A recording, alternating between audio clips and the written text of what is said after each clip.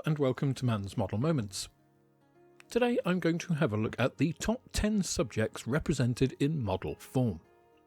I don't care about the genre, type or medium, just the number of kits that have been produced of any given subject.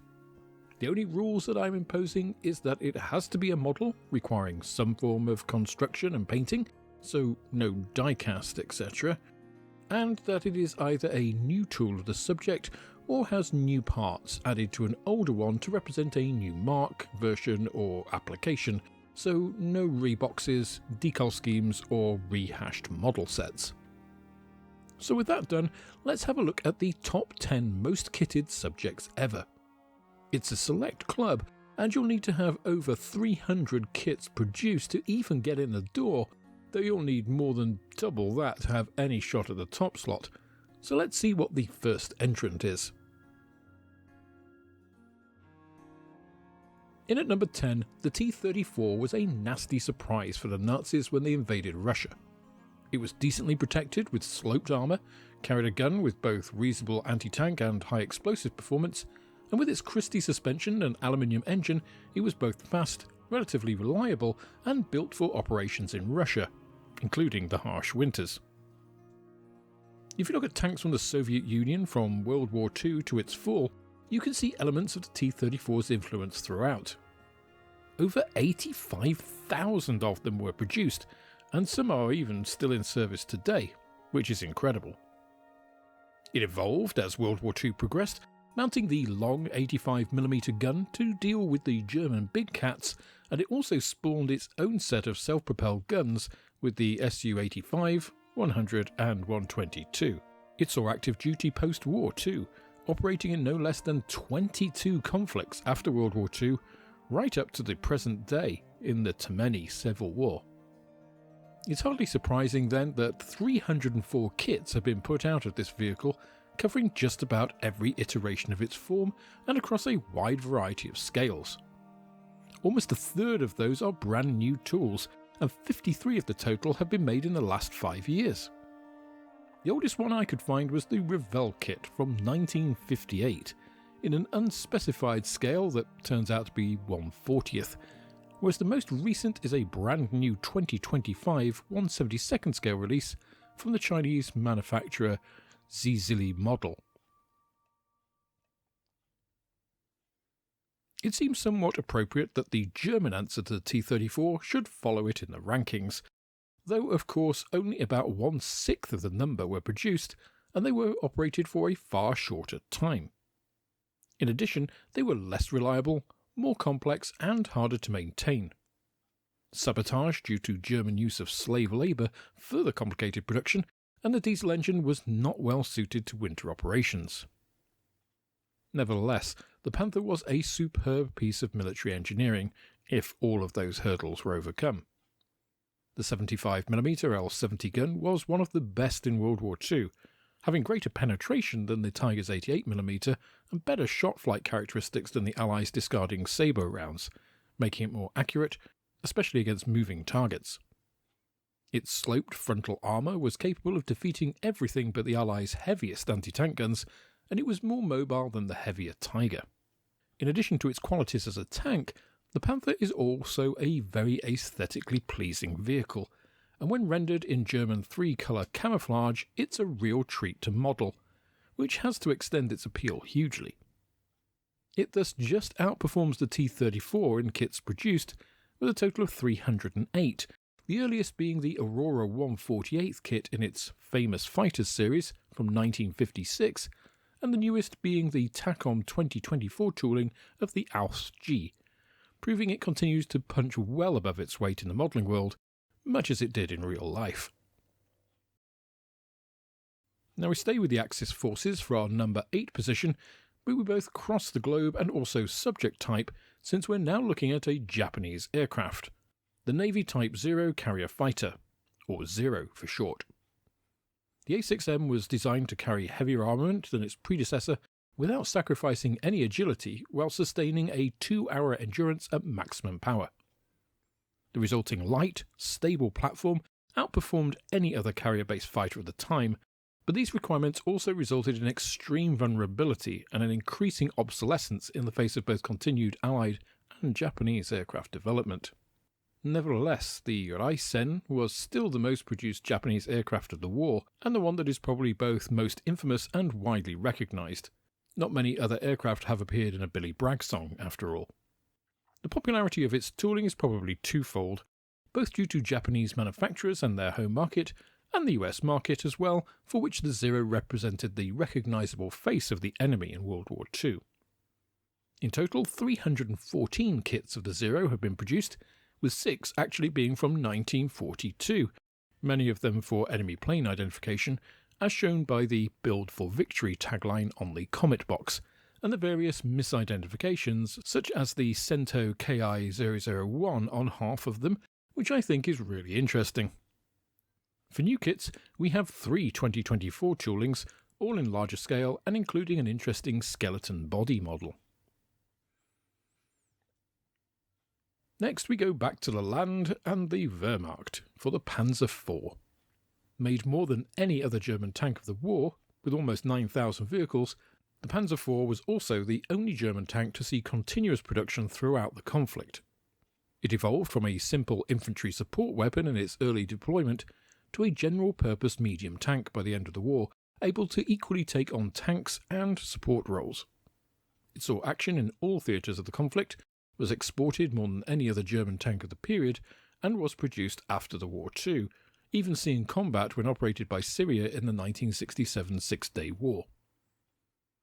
To many, the flat angular plates are synonymous with the word Panzer, and their ubiquity make them an appealing subject for modellers and diorama builders alike, since they provide so many possibilities.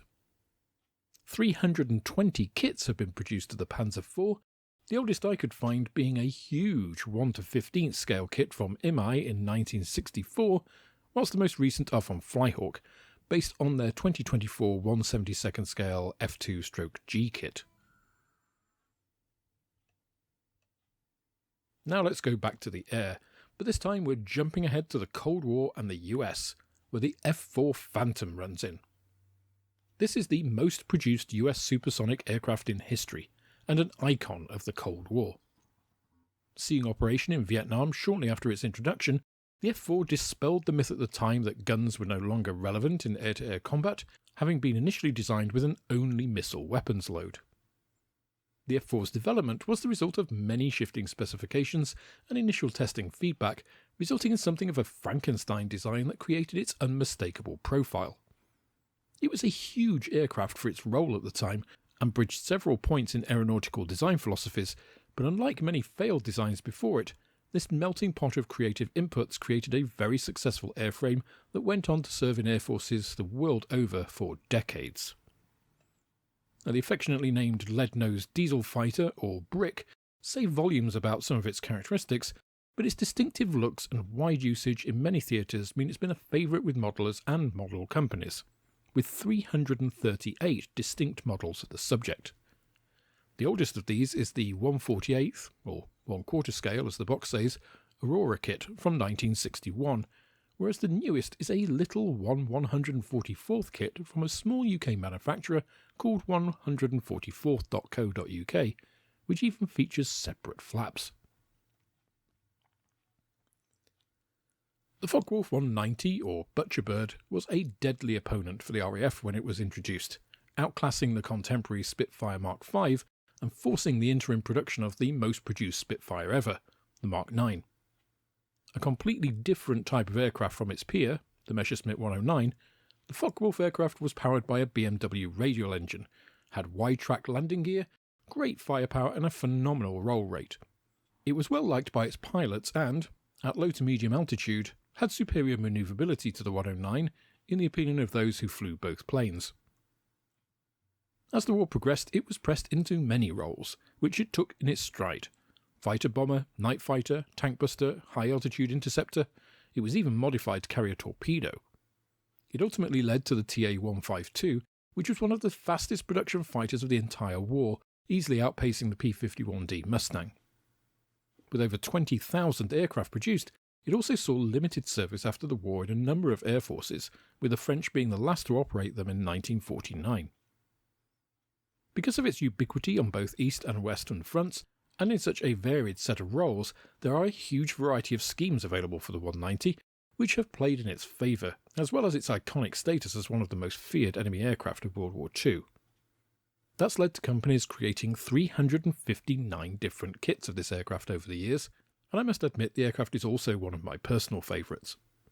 The earliest I could find was the 1950 Veron kit of the A3 in an astonishingly large 1:12 scale. The latest is the current 2025 tooling from KP, also an A model, although the A0. Now I just mentioned the P-51 when talking about the TA-152, and here it pips the 190 in modelling terms, though in reality less P-51s were actually made, about 15,500 in total. The main difference in production is that the P-51 continued to serve in air forces long after the war. It was finally retired from the Dominican Air Force in 1984. Now before my American viewers rave on about the P-51, let's be clear, this is not an American aircraft.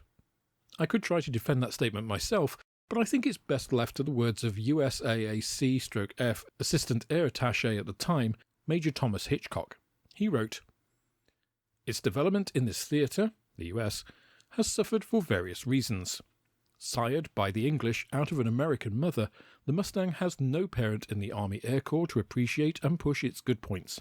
It does not fully satisfy good people on both sides of the Atlantic who seem more interested in pointing with pride to the development of a 100% national product." The truth is that the P-51 is the first, best, and probably only really good example of a truly successful Anglo-American aircraft project. Designed to a British specification, the original Allison-engined aircraft had good low-level performance, but absolutely sucked when it came to aerial combat over 15,000 feet, which was where the air war was in Europe. With a Merlin 60 series engine, however, it became the Spitfire's equal.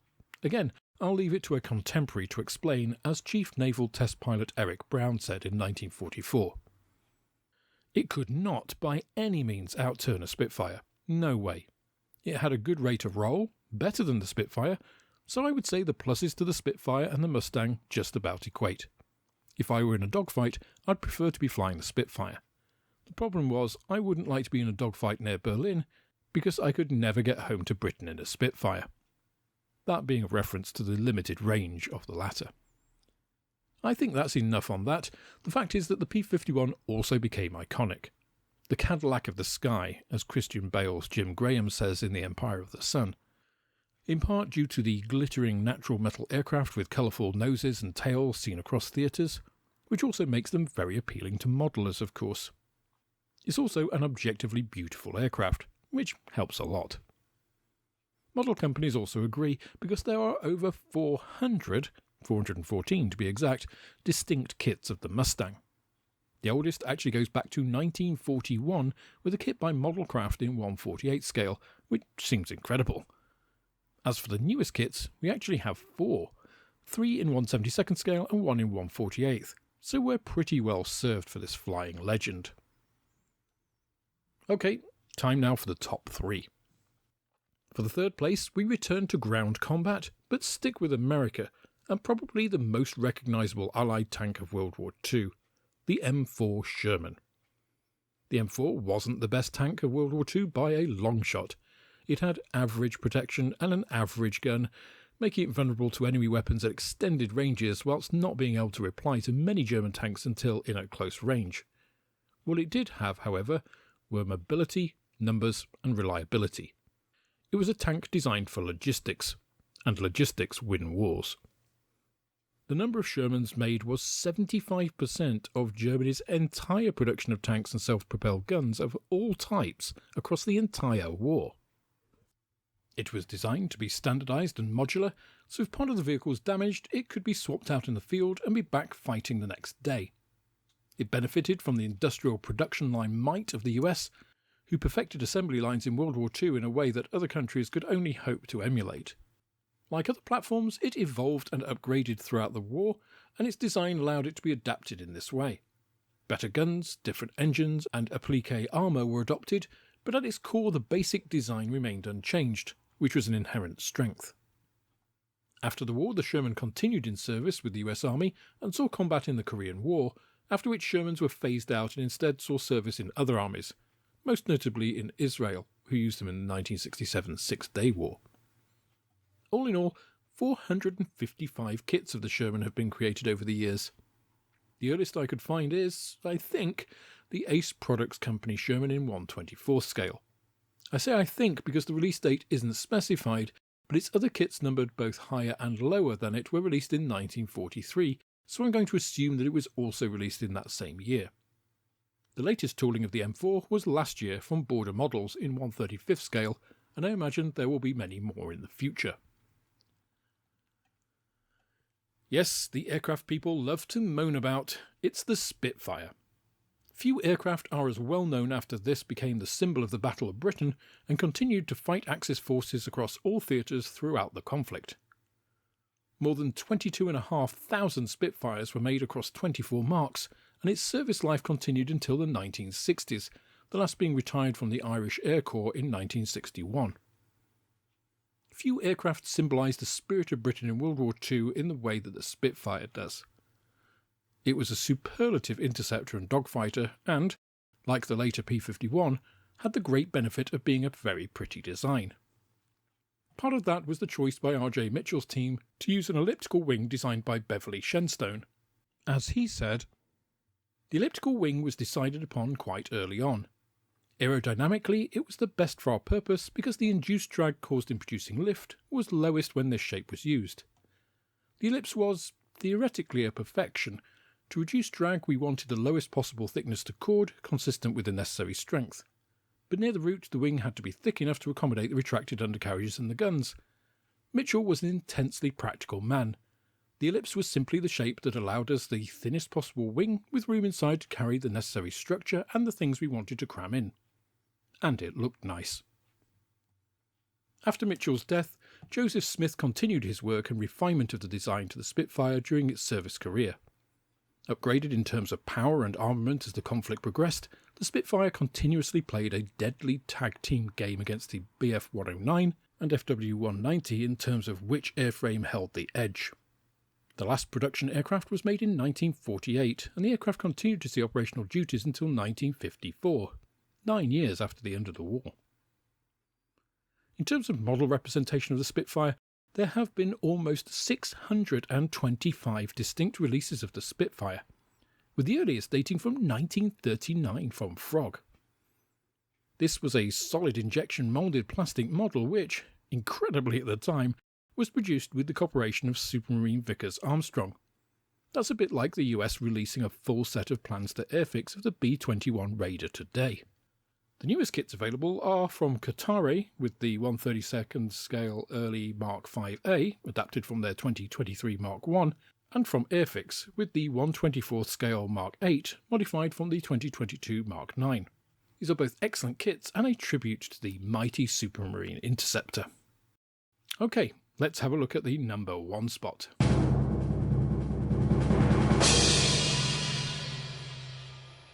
Made in vast quantities across the span of the war with over 35,000 airframes, and as symbolic of Nazi Germany as the Spitfire was of Britain or the P-51 was of America. This was the face of the enemy, whose name was synonymous with German fighters of the time. Its distinctive angular lines, camouflage, narrow body and inverted V engine made it unmistakable to many, although perhaps even more than the Spitfire, the design evolved over the course of the war, and the ultimate Kurfürst version was over 100 miles an hour faster than the first versions, had almost 50% more range, and carried significantly better weapons. It thus remained relevant and dangerous throughout the conflict, and the 3 top-scoring aces of all time, Erich Hartmann, Gerhard Barkhorn, and Gunther Rahl, all flew the Bf-109. More aerial kills were made with the Bf-109 than any other aircraft of World War II. Initially developed in the early 1930s and seen combat with the Legion Condor in the Spanish Civil War in 1937, the 109 was already combat proven by the start of World War II, and the 109E was a far more capable aircraft than the A version used in Spain. Many pilots, however, disliked its high wing loading, poor cockpit visibility, especially on the ground, and unpleasant takeoff characteristics, born from a combination of the high wing loading, high engine torque, low castering tailwheel, small rudder and narrow track landing gear. In fact, 10% of all 109s were lost in takeoff accidents, almost half of those between 1939 and 1941. It also required high stick forces to control, and its cockpit was incredibly cramped. On the flip side of that was that the 109 was fast and manoeuvrable. It was a thoroughbred racehorse of a fighter, and required careful handling to perform at its optimum. It wasn't an easy plane to fly, but in the hands of an expert pilot, it was lethal. It was an airman's aircraft, one that true pilots loved but novices hated. It was an elitist plane, which perhaps reflected the larger National Socialist ideals that it fought to defend. As the war progressed and pilots became less well trained and in shorter supply, this of course was far from ideal, and limited its success against Allied aircraft that matched it in performance, but were easier to fly and piloted by combat veterans. After the war, both Czechoslovakia and Spain carried on producing 109G derivatives of the aircraft for several years, production in Spain not ending until 1958, with several of these Hispano-Bouchons appearing in the 1969 film Battle of Britain. That being said, no less than 679 kitted forms of the 109 have been created. The earliest representation of the 109 I could find in model form was from 1938, in the form of a solid kit from a company known simply as Aircraft. For newer kits we have quite a few, all in 1/72nd scale. Eduard has 2 Gustavs out this year based on its 2023 new tool of the F, and AZ Model have an Anton based on their 2021 E as well. But Airfix has the most modern, wholly new tooling of the aircraft in the form of its BF-109F starter set, which is pretty fabulous. So there we have it, the most kitted models in history. These 10 subjects alone have spawned over 4,000 distinct kits over more than 8 decades and dozens of manufacturers. That's a staggering number, especially when you consider the numbers of each of those kits individually produced. If ever you're feeling like modelling is a solitary or dying hobby, hopefully the knowledge that with so many kits made of these incredibly popular subjects, you are truly not alone. Now, all of these subjects mentioned today were produced in large numbers and left their mark on history, and so it's really only right that they should be so well represented. That got me thinking, what are the most overrepresented subjects ever made then? The ones that people make and have captured people's imaginations far beyond their actual production or use. Those that bat far above their league. Well, if you're interested in the answer to that question, make sure you're subscribed and have the notification bell set to all so you know when that video is uploaded in the near future. That's all for this instalment of Man's Model Moments. If you enjoyed the video, please click the like button, subscribe to the channel for more like it, and share this video with others you think would also enjoy it. You can also follow me on Instagram, Twitter and Facebook, and if you're feeling generous then I also have a Patreon, which is absolutely the best way of helping me to grow the channel and produce more content like this. With that, I hope you have plenty of modelling moments of your own, and I look forward to welcoming you on the next video.